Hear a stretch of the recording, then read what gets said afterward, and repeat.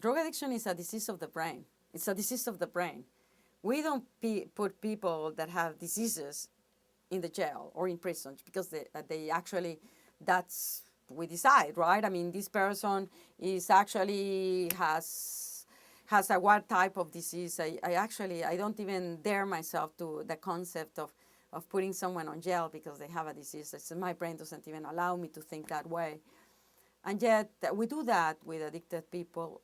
And I've thought a lot, why is our society criminalizing the person that's addicted to drugs?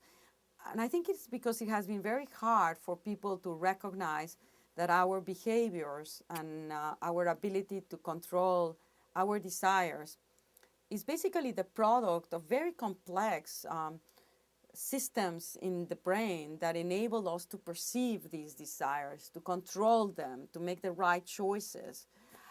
And so it's very difficult for people that have all of their faculties intact to understand that not everybody can do it.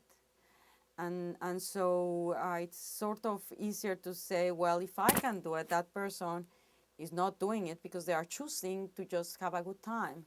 And so we've taken that approach. And I guess the other element that happens with drugs, the drive to take these drugs can be so overpowering, so overpowering, because it's hardwiring the brain as the signaling is this is something that is necessary for survival. That's what drugs have done in a person that's addicted.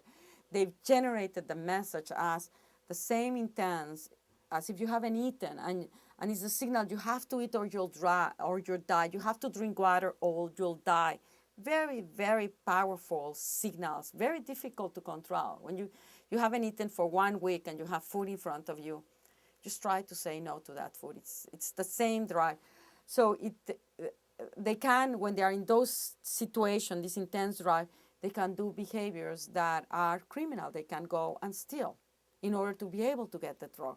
Like someone who has not eaten for 1 week, if they have nothing but to steal the food, they may steal the food.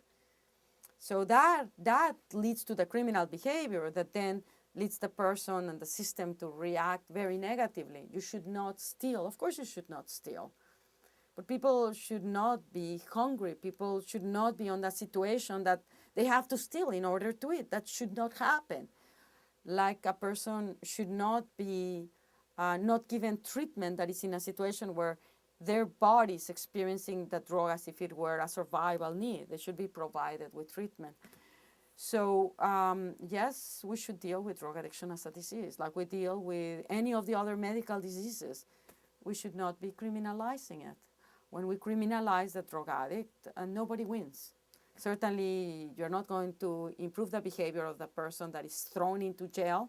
When they get out of the jail, the first thing they'll do is relapse, unless you treat them in jail. If you treat them in jail and you maintain the treatment when they leave jail, then you're giving them a chance. But if you're throwing them in jail and not providing any treatment, or treating them in jail and then throwing them out, they will relapse. So, and that costs an enormous amount of money. To put people on jail because they are addicted to drugs is very, very costly. Doesn't make any sense. Your tax dollar goes into the criminal justice system. It's much less expensive to treat.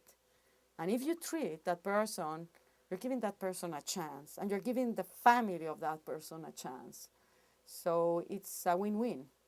You basically decrease your cost on criminal behavior, you decrease reincarceration, and the person can go back and become an active member of society at all levels.